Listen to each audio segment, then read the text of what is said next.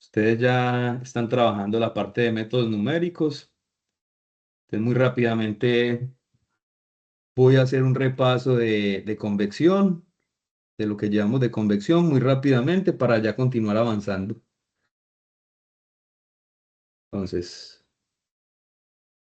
por aquí,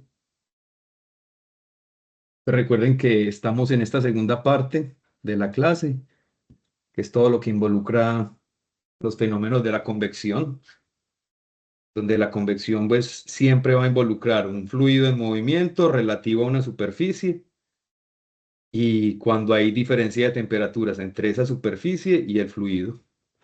Entonces ahí está la convección de calor. Los fenómenos de la convección no solo son relacionados a la transferencia de calor, sino que siempre que haya una superficie con movimiento relativo a un fluido, pues también podemos hablar de convección aerodinámica. Entonces los fenómenos de la aerodinámica pues también se pueden denominar como fenómenos de convección, pero en este caso cuando es aerodinámica, pues es relacionado a los fenómenos viscosos. Y en la transferencia de calor, pues vamos a hablar tanto de los fenómenos viscosos como de los fenómenos térmicos.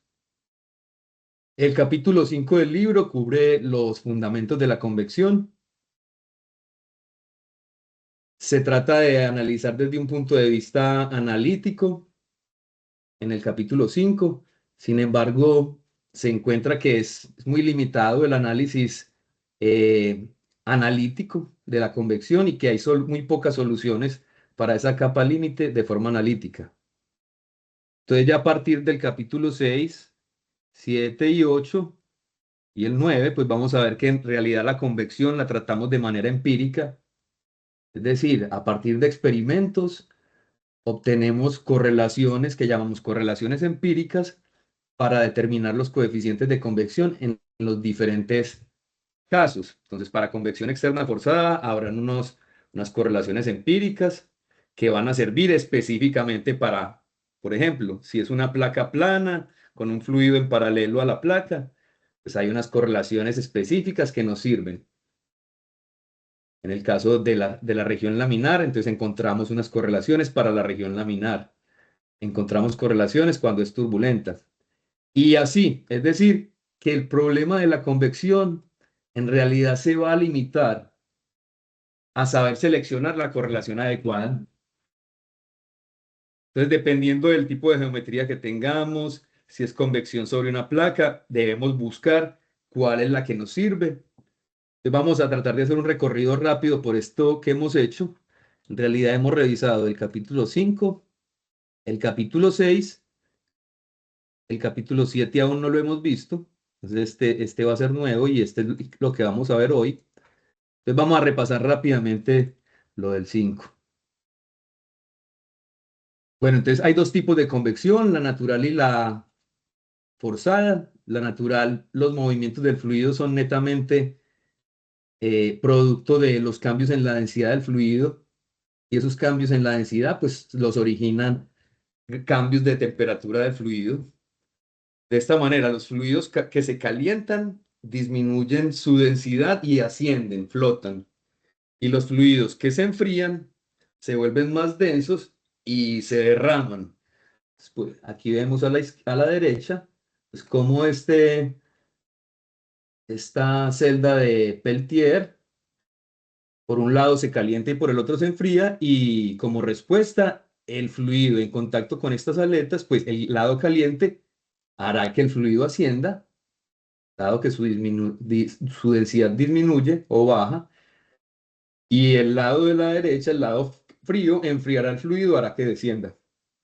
Y la convección forzada, donde tenemos algún aparato o algún medio como una bomba, un ventilador, que hace que el fluido se mantenga fluyendo de manera continua. Entonces, esas son las dos fundamentales. Vimos un poco de estas simulaciones, cómo un fluido en contacto con algo frío va a empezar a descender y un fluido en contacto con algo caliente, pues va a empezar a ascender, como se observa en esas dos simulaciones.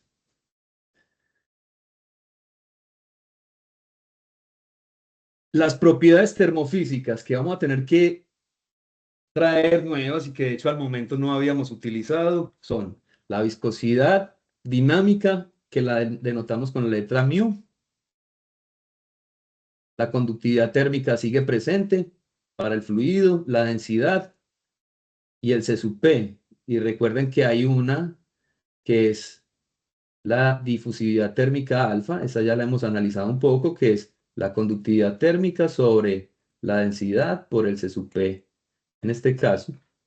Entonces, la difusividad térmica de cualquier material lo podemos calcular mediante esta expresión. Y la difusividad térmica mide la rapidez con la que un material puede conducir el calor contra o sobre su capacidad para almacenar calor. Entonces, mientras más denso sea el material, pues más podrá almacenar calor.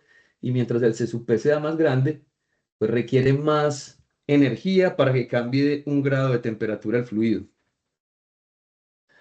La convección también va a depender mucho de la velocidad del fluido, de la configuración geométrica, de la aspereza, de la superficie y del tipo de fluido, en particular si es laminar o turbulento. Y recuerden que ahora en la convección pues entran a jugar mucho los números adimensionales. En particular el que nos dice si un fluido es laminar o turbulento es el número de Reynolds. Y entran otros números adimensionales que ya vamos a ir analizando. En particular el número de Nusselt. Entonces hablamos del número de Nusselt y cómo Nusselt hizo unos experimentos de transferencia de calor a través de una capa de fluido estática y una capa de fluido en movimiento. Entonces, para la misma diferencia de temperaturas a través de la capa de fluido, Nusselt notó que la transferencia de calor siempre era mayor cuando ponía a mover la capa de fluido versus cuando la capa de fluido estaba estática. Es decir, Wilhelm Nusselt se dio cuenta que al poner en movimiento la capa de fluido, la transferencia aumentaba. Entonces, por tanto, determinó el número de Nusselt que compara la transferencia de calor por convección a través de una capa de fluido versus la transferencia de calor a través de una capa de fluido estática. Fluido en movimiento versus fluido estático. Y este número siempre es mayor que 1. Entonces ahí se demostró que como es mayor que 1, la convección a través del fluido siempre va a mejorar la transferencia de calor. Recordemos que uno de los conceptos fundamentales en la convección son las capas límites. Las capas límites. Y tenemos capas límites que llamamos hidrodinámica y esta está relacionada a los perfiles de velocidad. Entonces, ese pulso mío, a los perfiles de velocidad, pues podemos imaginarnos que dentro de la capa límite hidrodinámica, pues hay variaciones en la velocidad del fluido hasta cero, cero en la superficie, y cuando está saliendo de la capa límite, pues ya no hay cambios en la velocidad, ya encontraremos la velocidad que se encuentre por fuera de la capa límite, es decir, la velocidad del infinito. Lo mismo con la capa límite térmica. Entonces, en la capa límite térmica, lo que va a ocurrir es que, suponiendo que esta temperatura de esta superficie sea mayor que la temperatura de este fluido, entonces lo que se encontrará por dentro de la capa límite serán variaciones en la temperatura hasta el punto donde encontramos el fin de la capa límite, donde ya habrá un perfil plano para la temperatura, en este caso del infinito. Entonces noten que aquí tendremos en toda la superficie, pues podremos medir la temperatura superficial, mientras que cuando llegamos a la al borde de la capa límite, pues ya mediremos la temperatura del fluido que esté soplando continuamente sobre esa capa. De igual manera, y aunque no lo hemos analizado en detalle, lo mismo ocurre con la transferencia de masa. Es decir, si digamos, este material tiene una concentración, o digamos puede ser agua, puede ser humedad. Si esto es una superficie de agua y empezamos a soplar esa superficie de agua, pues en toda la superficie del agua tendremos una concentración de agua alta y en la medida que nos alejemos de esa superficie, pues podremos encontrar que hay una capa límite de concentración que llegará hasta nuevamente hasta una zona plana donde encontraremos la concentración del agua que haya por fuera de la capa límite. Entonces, la capa límite es un concepto fundamental que debemos entender para poder entender la convección. Y de hecho, pues los coeficientes de convección van a depender de la forma como esta capa límite se forme sobre las superficies. Está el experimento de Nusselt. En el flujo, entonces hemos discutido que la convección la dividimos en convección para flujo externo. Por ejemplo, lo que ocurre sobre esta pelota de tenis, el flujo alrededor de esa pelota de tenis, pues lo podemos considerar flujo externo alrededor de la pelota. Mientras que lo que ocurra dentro de un tubo, entonces aquí estamos representando un cilindro y podemos imaginarnos que si entra un fluido a ese tubo, pues inicialmente se va a empezar a formar una capa límite al interior de ese tubo. Y como la capa límite crece, recordemos que la capa límite va creciendo, y de hecho, sobre la placa plana, la capa límite puede crecer indefinidamente si esa placa es infinitamente larga. Es decir, ella puede ir creciendo y creciendo en la medida que yo siga soplando sobre esa superficie de manera infinita, esa superficie infinita, la capa límite puede crecer infinitamente. Pero como en el flujo interno también se desarrolla una capa límite, pero el flujo interno está, digamos, cubierto, es decir, tiene un límite que no va a permitir que la capa límite crezca indefinidamente. Entonces vamos a encontrar que en el flujo interno vamos a tener una región de entrada donde la capa límite está cambiando y una región completamente desarrollada que es a partir del punto donde la capa límite ya no puede cambiar, no puede crecer. Esa región se llama región completamente desarrollada. Entonces, en el flujo interno tendremos región de entrada, donde la capa límite está cambiando, y región completamente desarrollada, donde la capa límite hidrodinámica pues ya permanece constante porque ya no puede modificarse la forma de esa capa límite.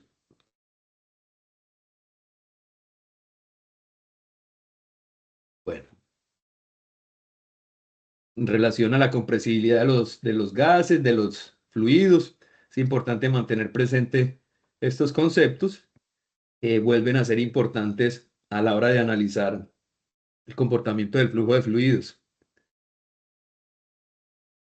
Hablamos de la turbulencia y hemos visto un video sobre este flujo externo alrededor de este obstáculo y cómo la turbulencia se puede visualizar en la medida que empecemos a ver deformaciones del fluido. Entonces, de hecho, la turbulencia es muy buena para mezclar. De hecho, el flujo laminar es muy malo para mezclar. El flujo laminar poco mezcla o no mezcla. De hecho, las capas permanecen ordenadas en el flujo laminar. Entonces, si ustedes quieren mezclar algo de forma rápida, pues lo que se debe hacer es aumentar la turbulencia. Y este fenómeno, los eddies o torbellinos, que son, digamos, el núcleo o la base fundamental para analizar la turbulencia, pues es esta forma de torbellino de espiral, la que nos permite entender que el fluido en realidad se está envolviendo, se está retorciendo, se está deformando.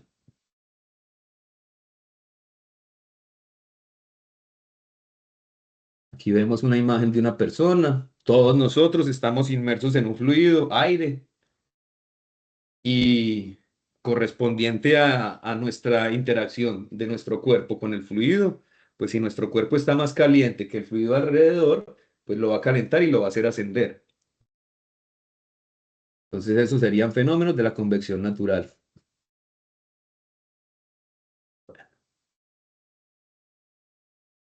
Recuerden que sobre una placa plana, si tenemos un perfil plano de ataque, de velocidad de ataque a esa placa, en este punto cero, donde se empieza a formar la capa límite, pues vamos a tener una velocidad neta de cero.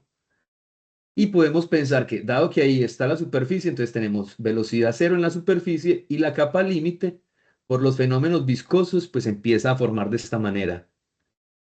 Inicialmente, en el flujo externo sobre una placa plana o sobre una placa, no tiene que ser plana, puede ser incluso el perfil del ala de un avión, pero inicialmente en esta zona de ataque pues va a arrancar muy laminar y posteriormente empieza a hacerse turbulento. Entonces, en el flujo externo normalmente tendremos un inicio laminar, es la capa límite laminar, y posteriormente, si esa placa es suficientemente larga, tendremos una transición y luego una zona que ya es completamente turbulenta, donde ya los fluidos ya se mezclan.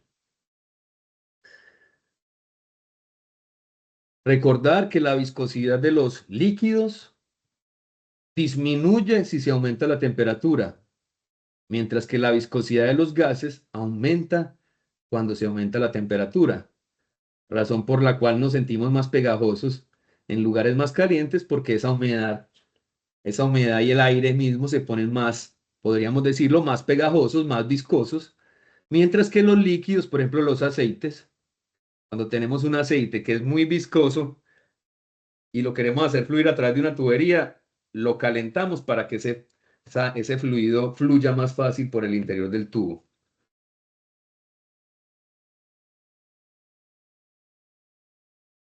Bueno, entonces noten una capa límite térmica. Ojo, no tienen que coincidir. Por allá atrás vimos que la capa límite térmica, la de velocidad y la de concentración, pues no necesariamente tienen que montarse una precisamente sobre la otra. Aquí vemos, visualizamos lo que es una capa límite térmica cuando la temperatura de la superficie es menor que la temperatura del ambiente. Entonces noten que pues por transferencia de calor el calor va a fluir de mayor a menor temperatura. En este caso, el fluido va a calentar la superficie.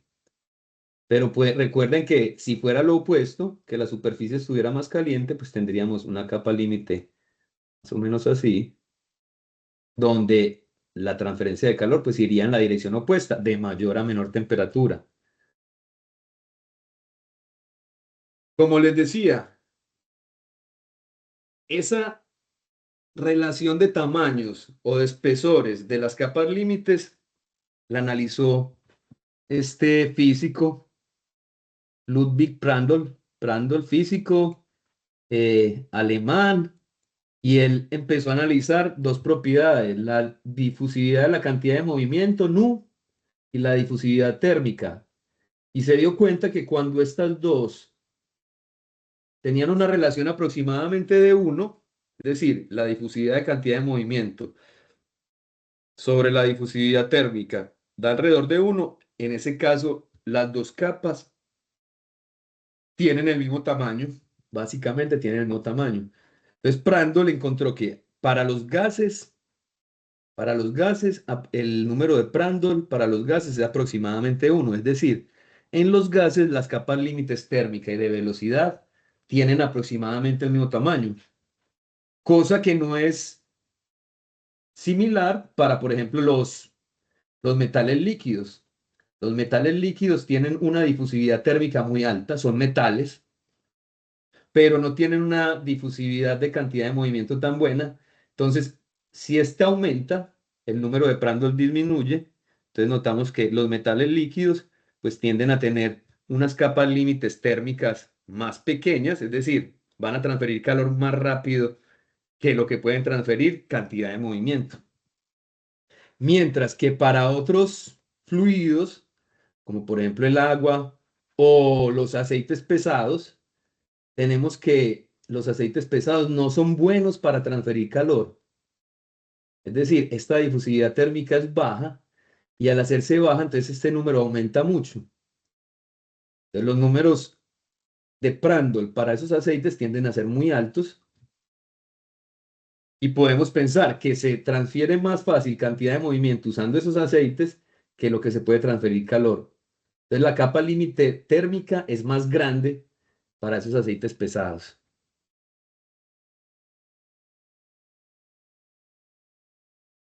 Entonces, recordemos el número de Reynolds, que compara las fuerzas inerciales contra las fuerzas viscosas. Este número de Reynolds siempre se cuantifica de la misma forma. Sería la velocidad promedio o la velocidad de ataque a la placa una longitud característica. Para el flujo interno normalmente es el diámetro hidráulico. Para la placa plana normalmente es la longitud de la placa. En el flujo externo, por ejemplo, para el flujo alrededor de una pelota de tenis, pues sería el diámetro de la pelota, esa longitud característica. Y la viscosidad cinemática, perdón, sí, la viscosidad cinemática, pues es la del fluido que está alrededor de del sistema. Entonces recuerden que Reynolds compara las fuerzas inercias a las viscosas. Cuando las inerciales o las de velocidad se vuelven muy altas en comparación a las viscosas, el fluido empieza a deformarse. Mientras que si las fuerzas viscosas son muy altas, va a hacer que esos fluidos permanezcan unidos, pegados, sin mucha deformación, porque las fuerzas viscosas están dominando. Recuerden que la turbulencia trae unos patrones, podemos decir que la turbulencia de hecho es tridimensional y transitoria. Y de hecho la turbulencia puede tener variaciones, o trae variaciones, tanto en la velocidad como en la presión, como en la temperatura. Sin embargo, aquí donde tenemos la velocidad contra el tiempo en un flujo turbulento, y si tratamos de medir la velocidad en ese flujo turbulento, pues vamos a encontrar que, pues dado que es turbulento, vamos a estar encontrando cambios continuos. Sin embargo, la velocidad promedio generalmente es una muy buena medida de lo que está ocurriendo. Entonces, la velocidad promedio y estos valores promedio, pues nos sirven sirviendo a nosotros en ingeniería para digamos, determinar las características del fluido.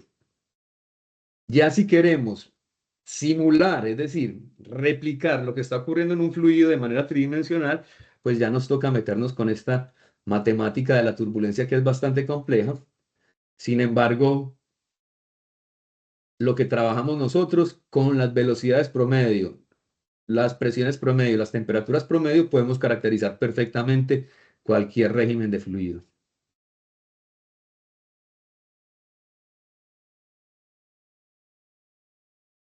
Nuevamente recordando que hay unos números críticos, en particular hay unos Reynolds críticos. Es, por ejemplo, para el flujo a lo largo de una superficie o a lo largo de una placa. Entonces, recuerden que está el Reynolds local y el Reynolds promedio sobre toda la placa, pero podemos decir que el Reynolds crítico ocurre a la distancia crítica cuando lo podemos decir, es que Reynolds X o Reynolds local lo podemos cuantificar como la velocidad, la ubicación en X a lo largo de la placa sobre la viscosidad cinemática. Entonces, cuando este supere los 500.000,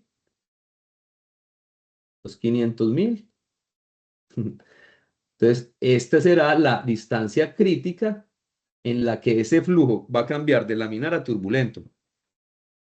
Para flujo alrededor de un obstáculo, como el caso de la pelota de tenis, pues tendremos que el flujo alrededor de esa pelota se va a volver turbulento cuando supere los 20.000 y se cuantifica de la misma forma. Aquí nos dicen Reynolds D, es ese Reynolds D, pues hace referencia al diámetro de la pelota y no es más que la velocidad de ataque, el diámetro de la pelota sobre la viscosidad cinemática del fluido. Entonces, si este es mayor que 20.000, pues entonces va a ser turbulento. Si es menor, pues el fluido se va a deslizar suavemente alrededor de la pelota. En el flujo interno, tenemos que, como el flujo al interior de un tubo, tenemos que empezamos a encontrar turbulencia cuando el número de Reynolds supera los 2300. Sin embargo, nosotros tenemos un rango, y de hecho a partir de el 10.000, es decir, entre 2300 y 10.000, pues encontramos esa transición. Entonces, en realidad decimos que a partir de 10.000 el flujo ya es completamente turbulento. Podemos estar seguros que es completamente turbulento. Luego ya analizaremos los números para la convección natural. De momento nos quedamos con los números para la convección forzada, que es el número de Reynolds. Listo. Entonces, de manera de manera analítica, pues resolver la capa límite requiere resolver los principios de conservación, desconservación de la masa, la segunda ley de Newton aplicada a un elemento de volumen de control diferencial en esa capa límite. Estos son las ecuaciones de Navier-Stokes. Y como hay transferencia de calor, pues involucra también la transferencia de la conservación de la energía. Entonces, para resolver la capa límite térmica, habría que resolver estas sistemas de ecuaciones diferenciales parciales, que son muy complejas y que de hecho, como les he dicho, tienen muy pocas soluciones exactas. Entonces, por eso nos enfocamos en los métodos empíricos y ya arrancamos con el capítulo 7. Entonces, por eso fue un repaso rápido de lo que llevábamos del capítulo 6. La convección en flujo externo también ya la empezamos a analizar. Entonces, ya estaríamos en el capítulo 7. Entonces, recuerden que ya aquí empezamos a analizar de manera empírica o experimental para determinar esos coeficientes de convección. Entonces, de manera empírica, se ha encontrado que el número de Nusselt, recuerden que ese Nusselt finalmente se convierte en el coeficiente de convección, la longitud característica sobre la conductividad del fluido. Se ha encontrado que ese número de Nusselt que nos permite determinar el coeficiente de convección, pues es una función del Reynolds y del Prandtl, dos números adimensionales. Es decir, un número adimensional pues va a ser función de otros dos números adimensionales. Por tanto, para poder cuantificar el número de Nusselt, pues vamos a necesitar cuantificar el número de Reynolds y el número de Prandtl. Y esta imagen pues, presenta lo que se ha encontrado de manera empírica o experimental. Entonces, de manera experimental, digamos, para un fluido 1, han realizado experimentos. Entonces, han encontrado que al aumentar el número de Reynolds, o al aumentar la turbulencia, o al aumentar la velocidad del fluido, pues resulta que ese Nusselt, o ese coeficiente de convección, recuerden que Nusselt también es un coeficiente de convección adimensional. Mientras más alto sea el Nusselt, más alto será el coeficiente de convección. Entonces se ha encontrado que en la medida que aumente ese número de Reynolds, aumente la velocidad del fluido o aumente la turbulencia, pues va a aumentar el número de Nusselt. Obsérvenlo aquí. Aumento Reynolds, aumenta el Nusselt. Y también se ha encontrado que cambio de fluido, pongo otro fluido con un Prandtl más alto. Se ha encontrado que al cambiar el fluido por uno de que tenga un Prandtl más alto, pues también cambia, aumenta el número de Nusselt. Finalmente, de forma matemática, es posible, utilizando potencias, es posible utilizar, al utilizar potencias, colapsar todas estas fluidos, todas estas curvas de diferentes fluidos en una sola. Y esto nos ha llevado a que en la convección forzada, el número de Nusselt se puede cuantificar. Recuerden que esta barra arriba significa un Nusselt promedio. Nusselt promedio nos va a permitir cuantificar un coeficiente de convección promedio, H, longitud característica sobre K. Entonces, esto va a ser función de una constante, Reynolds a la M, como se muestra aquí, Prandtl a la N.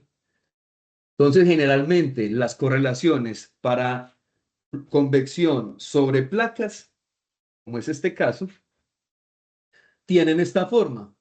Es la capa límite que se forma sobre una placa, entonces la transferencia de calor que han estudiado sobre una placa plana, con una capa límite creciendo sobre esa placa. Se ha encontrado que con estas formas de constante, Reynolds a la M, Prandtl a la N, se pueden cuantificar.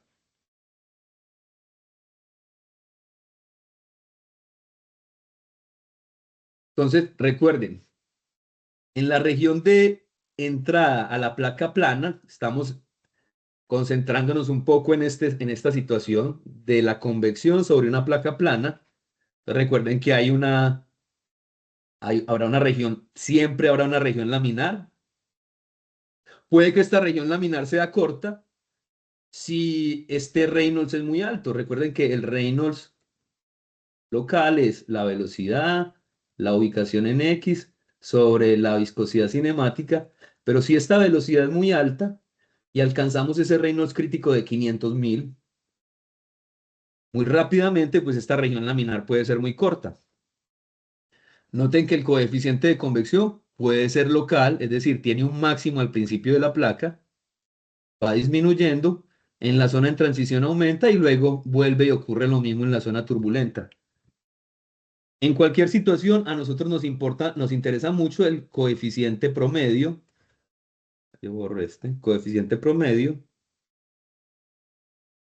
que sería ese que representa el coeficiente de convección medio, que le ponemos una barrita, que ya luego le quitamos la barra porque lo llamamos simplemente H. Sin embargo, este H promedio, nos permitiría cuantificar cuál es la tasa de transferencia de calor por convección en esta región laminar. Digamos, Q por convección en la zona laminar va a ser igual a ese H promedio por el área en esa región laminar, es decir, hasta esta zona, por la diferencia de temperaturas entre la superficie menos la temperatura del infinito. Lo mismo en la región turbulenta. Nos interesa mucho es el H promedio en la región turbulenta, porque es el que nos va a permitir cuantificar cuánto se transfiere en esta región turbulenta. El H local pues nos permite identificar cómo va variando localmente en cada posición el coeficiente de convección. Sin embargo, en general en los problemas lo que vamos a utilizar es el promedio para poder calcular todo lo que está ocurriendo a lo largo de toda la superficie. Entonces aquí ya tenemos unas correlaciones. Entonces podremos encontrar, y hay muchísimas correlaciones, podremos encontrar correlaciones expresadas de forma local, como esta que tenemos aquí, para la zona laminar. Entonces aquí podremos cuantificar este H y cómo va variando en cada X. Lo mismo en la zona turbulenta, podremos cuantificar este coeficiente de convección y cómo va variando en esta zona turbulenta. Y también vamos a encontrar correlaciones promedio. Ustedes noten esta correlación. Esta correlación promedio nos permite cuantificar de una vez el Nusselt promedio y con ella el H promedio. Entonces noten que aquí tenemos para la región laminar la correlación local y y la correlación promedio. Entonces local y promedio. Con la rayita arriba pues nos indica el promedio. Ya luego le quitamos la raya y de hecho le quitamos la X y ya hablaríamos de las correlaciones promedio. Entonces noten que la correlación laminar promedio, de hecho, es diferente a la correlación turbulenta. Noten que hay diferencias. Entonces lo que les decía al principio, el problema en el análisis de la convección se va a resumir a seleccionar de manera adecuada la correlación que tengo que usar para cada caso. Ojo, esto es muy importante. Las propiedades termofísicas de la capa límite se cuantifican a lo que denominamos la temperatura de película. Esta F viene de film. Entonces, y la temperatura de película no es más que la temperatura en la superficie más la temperatura por fuera de la superficie. Entonces, no están los dos límites sobre 2, es decir, es la temperatura promedio de la capa límite. Todas las propiedades termofísicas como viscosidad cinemática, alfa, densidad, todas las propiedades termofísicas de la capa límite se cuantifican a la temperatura de película. No se cuantifican a la temperatura de la superficie ni a la temperatura del infinito. Es a la temperatura de película. Y recuerden que esa temperatura de película pues nos sirve para las propiedades termofísicas que permiten cuantificar el Reynolds, el Prandtl, como la conductividad, la difusividad térmica, la difusividad de cantidad de movimiento.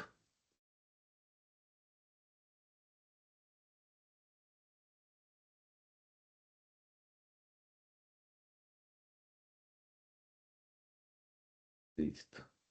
Entonces noten que aquí hay unas correlaciones y cada correlación va a tener unas, digamos, unas limitantes. Entonces, por ejemplo, esta nos dice, esta es Nusselt promedio para flujo a lo largo de una placa. Y digamos que esta correlación es muy buena porque nos sirve para cuantificar lo que esté ocurriendo en una placa en la que hay una zona laminar y una zona turbulenta. Pero ojo que aquí nos dice, esta solo sirve siempre y cuando esté utilizando fluidos comprándolo entre 0,6 y 60.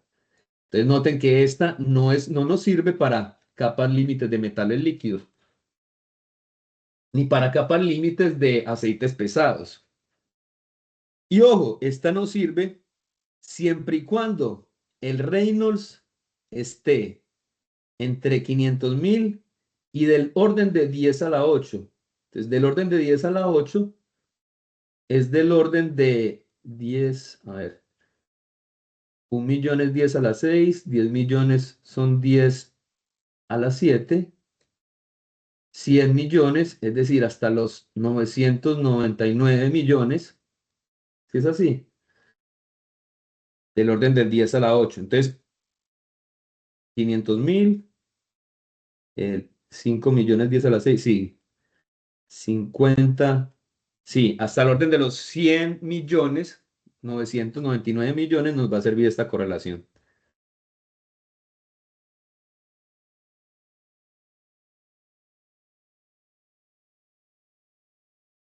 Entonces van a haber algunas situaciones que va a haber que analizar por tramos.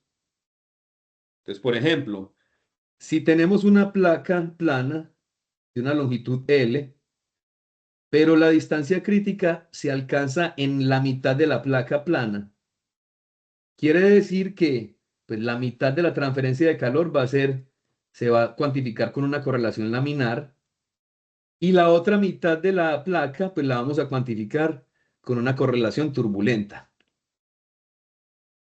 Hay otras situaciones, por ejemplo, si si la distancia crítica, pongámosla aquí, pensemos que ya esta L se va mucho más hasta el fondo, qué sé yo, es decir, es una placa muy, muy larga. Entonces ya esta capa límite sigue creciendo. Pero entonces noten que, por ejemplo, aquí, si esta distancia crítica laminar es muy corta, o podemos decir es menor a un 10% de la longitud total de la placa, en realidad podemos utilizar una sola correlación. Es decir, no tenemos que decir, para ese 10%, pues calculamos la tasa de transferencia de calor con la correlación laminar y el otro 90% con la turbulenta. En esa situación podemos decir, dado que más del 90% de la placa es turbulenta, utilizamos solo una correlación que es la correlación turbulenta. Pero es esa condición, siempre y cuando esta X crítica pues sea menor que L total, la longitud total de la placa, sobre 10. Exacto, si es menor si es apenas un 10%, listo, podemos utilizar solo una correlación, la correlación de placa turbulenta y simplemente asumimos que esa correlación turbulenta pues va a tomar en cuenta ese pedacito laminar. Ahora lo opuesto, si ya estamos solo dentro de la región laminar, es decir, la placa es muy corta y no se alcanza la distancia crítica, pues tenemos que seleccionar una correlación laminar. Ahí sí no nos queda de otra. Generalmente vamos a ignorar o a descartar esa región de transición y vamos a decir que va a hacer un cambio, la capa límite va a pasar de laminar directamente a turbulenta y esta región de transición pues la va a asumir la correlación turbulenta. Eso la va a asumir la correlación turbulenta. Entonces normalmente esa zona de transición eh, se descarta y se utilizan las correlaciones de flujo turbulento para esa región en transición. Entonces noten estas correlaciones. Para una placa plana, tal vez estas son las correlaciones más generales que vamos a usar. Estas las pueden ir por ahí resaltando como las más usuales. Entonces, si tenemos una placa plana con un flujo y hay transferencia de calor sobre esa placa, entonces tenemos que en la región laminar el número de nu se lo calculamos a través de esta correlación, 0.664 Reynolds L, que Reynolds L representa la longitud hasta el punto donde estemos midiendo, es decir, si es la placa es así de larga, digamos L va hasta acá, L, voy a escribirlo mejor. Entonces, si tenemos una situación en la que la placa se corta aquí, es decir, la longitud total de la placa es esta, L, entonces decimos, listo, necesitamos una correlación para la zona laminar y hay que cuantificar, digamos, el H promedio. Es decir, el H en la región laminar, entonces lo cuantificamos con esta expresión. Entonces decimos, el número de Nusselt para esta placa de longitud L sobre la conductividad del fluido, ojo, a la temperatura de película, es igual a 0.664 Reynolds L. Nuevamente Reynolds L se cuantifica como REL, es igual a la velocidad de ataque, la longitud de la placa, es decir, esta longitud que estamos midiendo aquí, sobre la viscosidad cinemática del fluido a la temperatura de película de Reynolds L y Prandtl a la 1/3. Noten que aquí nos dice, siempre y cuando ese Reynolds L sea menor que 500.000, es decir, tenemos que estar dentro de la zona laminar. Y siempre y cuando Prandtl sea mayor que 0.6. Es decir, que no nos funciona para todos los fluidos, en particular no nos sirve para los metales líquidos. Y en la región turbulenta, entonces, si ya tenemos una placa cuya longitud, digamos, ya va hasta la región turbulenta, entonces ya L va hasta acá, va hasta el final, entonces nuevamente cuantificamos. Reynolds L, este Reynolds L vuelve y juega, Reynolds L es la velocidad, la longitud que ya va hasta la zona turbulenta, sobre la viscosidad cinemática, la temperatura de película, a la 0.8, prándola a 1/3. Noten que aquí nos dice, esto siempre y cuando el Reynolds que usted tenga en esa placa esté entre 500.000 y sea inferior al orden de 10 a la 7. 10 a la 7 si es 99 millones. 99 millones, pongámosle aquí 99 M grande, 999.000, o sea, basta ese orden de los 99 millones, hasta casi los 100 millones.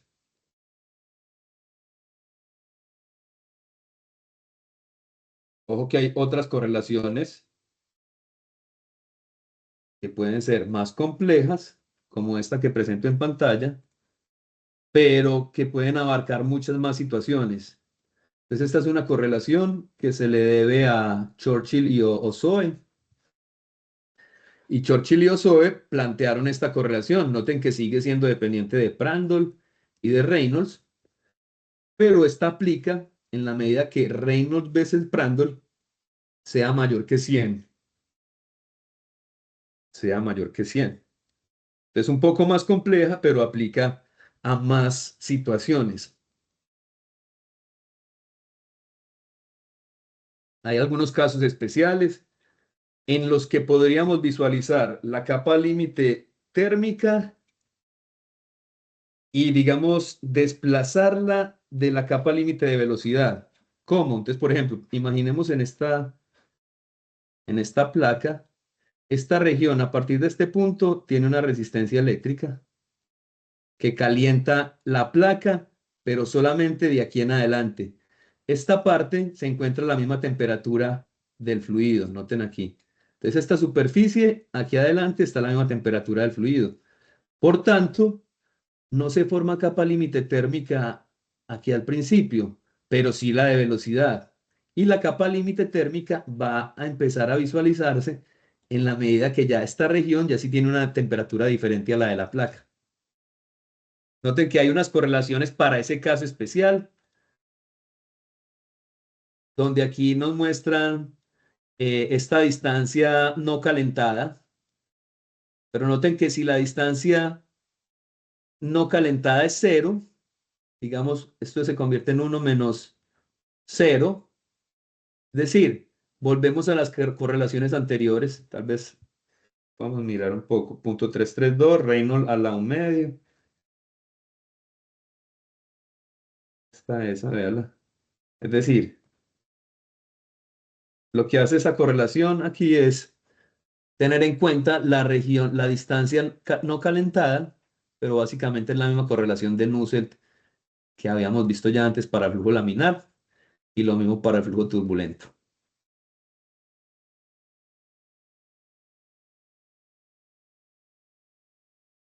Bueno, puede haber otra situación.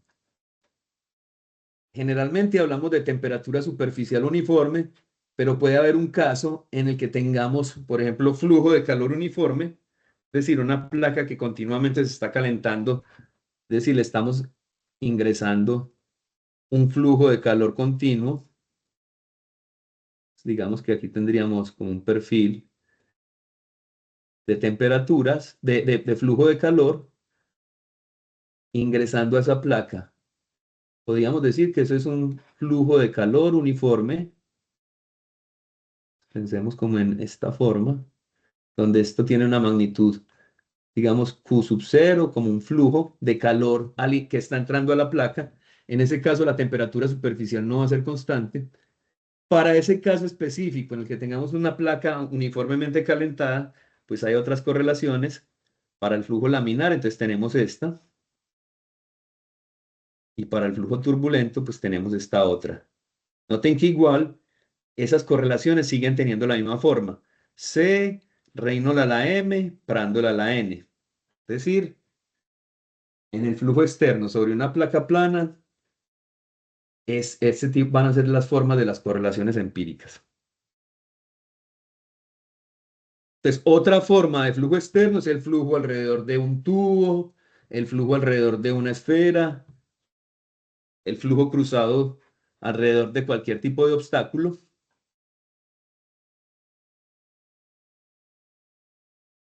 Y noten que aquí tenemos que se forma una capa límite laminar para este caso de flujo alrededor de cilindros, siempre y cuando el número de Reynolds sea menor que, este es un 200.000,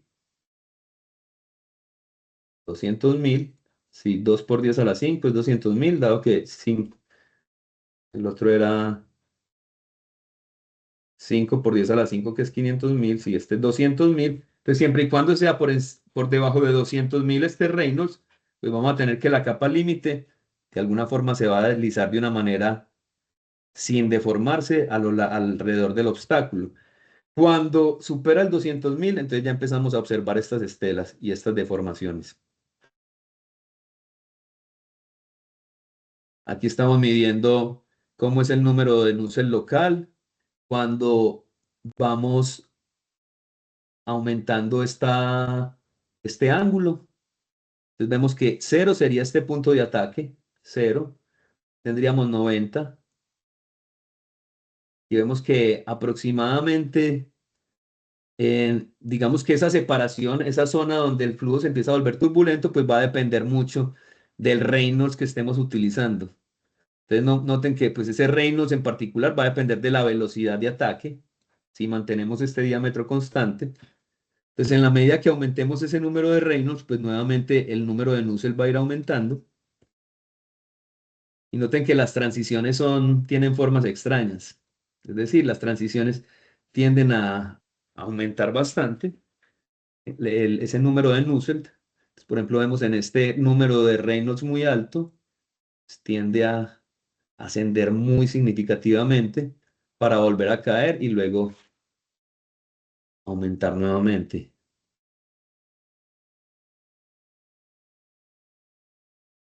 Bueno, entonces, este es un resumen de correlaciones para flujo cruzado alrededor de cilindros. Entre las más usuales vamos a tener las de Chukauskas. Chukauskas. Ya vamos a ver esa correlación. Esta de Churchill y Bernstein puede ser bastante útil porque sirve para un gran número de situaciones, en la medida que ese número de Peclet, Reynolds veces el Prandtl nos da este otro número adimensional que es el número de Peclet. En la medida que eso sea mayor que 0,2, pues podremos utilizar esta correlación muy general de Churchill y Bernstein para flujo alrededor de cilindros o alrededor de, sí, alrededor de cilindros. Y hay otras correlaciones. Entonces está la correlación de Nakai y Okazaki, correlación de Hilbert. Y como les he dicho, todo depende entonces de, digamos, si uno no se quiere confundir, pues me voy a, verifico que la correlación de Churchill y Bernstein me sirve. Entonces tomo esta, ya la tengo por allá programada en el IES y simplemente entonces me sirve para cualquier cilindro en la medida que garantice que este número se satisface, que el PECLE sea mayor que 0,2, mientras que hay otras, pues mira, aquí ya hay, aparecen otras correlaciones, correlación de Whittaker, Ramsey Marshall, igual todas tienen formas muy parecidas. Y aquí ya hay una tabla que generalmente nos va a servir mucho con las correlaciones de Chukauskas. Entonces noten que Chukauskas y Jacob, por ejemplo, para flujo alrededor de círculos, es decir, un cilindro o un tubo, flujo alrededor de un tubo cilíndrico, generalmente nos van a servir las correlaciones estas que observamos acá. Flujo alrededor de un tubo cilíndrico, nos van a servir estas de Chukauskas, o nos van a servir las que les mostré anteriormente, la de Churchill y Bernstein, siempre y cuando tengamos este número. O si ya uno quiere, pues listo, cuantifico el Reynolds para el flujo alrededor del cilindro. Si me da entre 4 y 0,4, pues utilizo la primera. Si me da entre 40.000 y 400.000, utilizo la última. Si me da mayor que 400.000, entonces ya esta no me sirve, pues entonces ya tengo que ir a las correlaciones anteriores. Tengo que mirar si me sirve la de Churchill y Bernstein. Tengo que mirar si me sirve la de Hilbert, la de Whittaker, en fin. Entonces ya, ¿a qué nos vamos? El problema de la convección nuevamente se resume a saber seleccionar o a poder seleccionar bien la correlación que necesitemos. Entonces, en realidad, a la hora de la verdad, el problema de la convección no es tan complicado. Es complicado en la medida que hay que calcular el número de Reynolds, que hay que calcular el número de Prandtl, pero esa complicación se reduce a seleccionar la correlación adecuada, que esa correlación me sirva para los rangos de valores que yo tengo.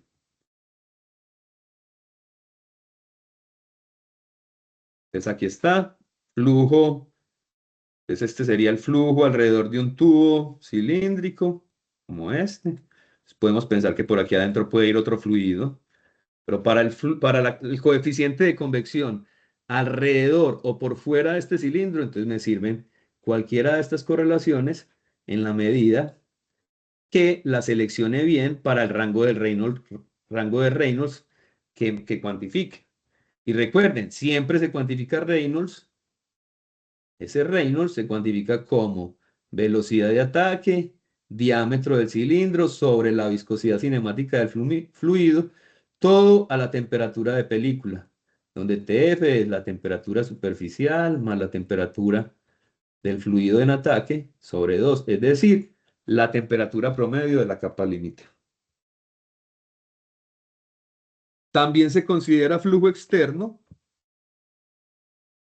también se considera flujo externo el flujo alrededor de bancos de tubos.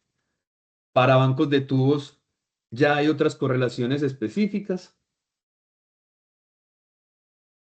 Para bancos de tubos hay otras correlaciones específicas y esas correlaciones van a depender si los tubos se arreglan de forma alineada, como este caso, alineados o escalonados.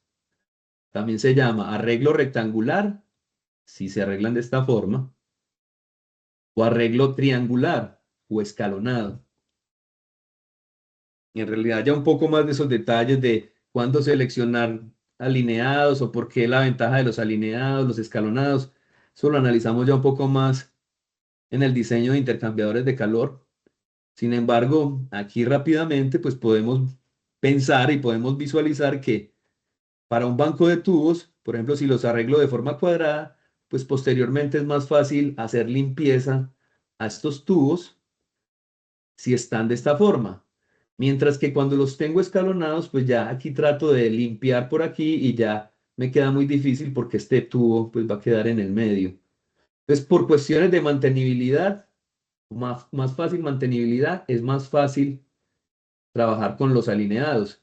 Sin embargo, los escalonados generan más turbulencia y generalmente, entonces, se obtienen coeficientes de convección más altos en este caso. Entonces, si yo quiero optimizar la transferencia de calor, pues los arreglo de forma escalonada. Si quiero pensar un poco más en el mantenimiento, en la mantenibilidad del equipo, pues los arreglo de forma rectangular.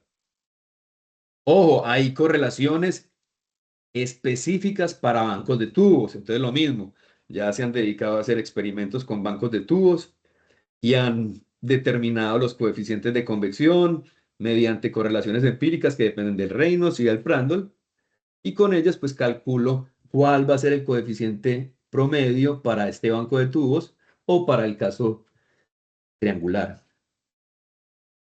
Hay otras aplicaciones también como los lechos empacados. Estos lechos empacados, por ejemplo, pueden servir para la regeneración de calor. La regeneración de calor es un concepto muy importante en el que yo puedo recuperar o de alguna forma almacenar el calor. Por ejemplo, pensemos, gases de combustión, entonces gases de combustión, si están a muy alta temperatura y estoy botando muchos gases de combustión, en realidad lo que estoy botando es energía.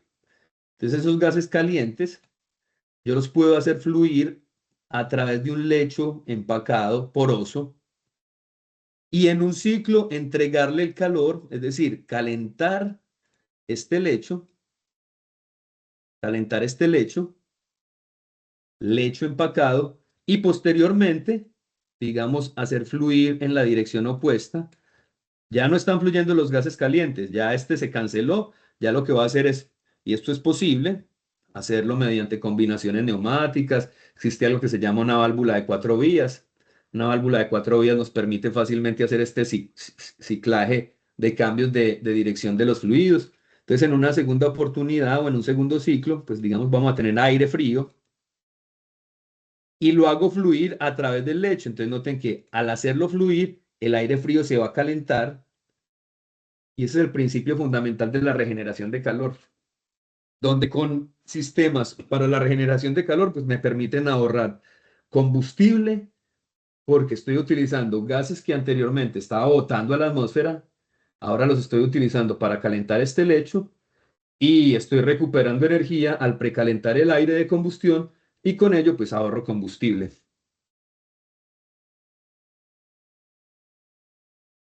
Bueno, otras aplicaciones, entonces van a encontrar que si van a calcular en algún momento un lecho empacado, pues van a tener que buscar correlaciones específicas para lechos empacados. Otras aplicaciones también incluyen los chorros a alta velocidad sobre superficies. También son formas para hacer calentamiento o enfriamiento. Soplar un chorro a alta velocidad sobre la superficie que quiera calentar y encontraré también correlaciones específicas para calcular cómo son los coeficientes de convección en este tipo de convección, convección con chorros de choque. Bueno, no nos vamos a concentrar mucho en los bancos de tubos, sin embargo aquí tienen las correlaciones y en algún momento las van a utilizar en diseños térmicos, pues yo particularmente sí les pongo a diseñar un intercambiador de coraza y tubos y otros tipos de intercambiadores y ahí sí las vamos a utilizar. Pero aquí en transferencia de calor, pues nos vamos a concentrar más en las situaciones de un solo tubo, de un cilindro.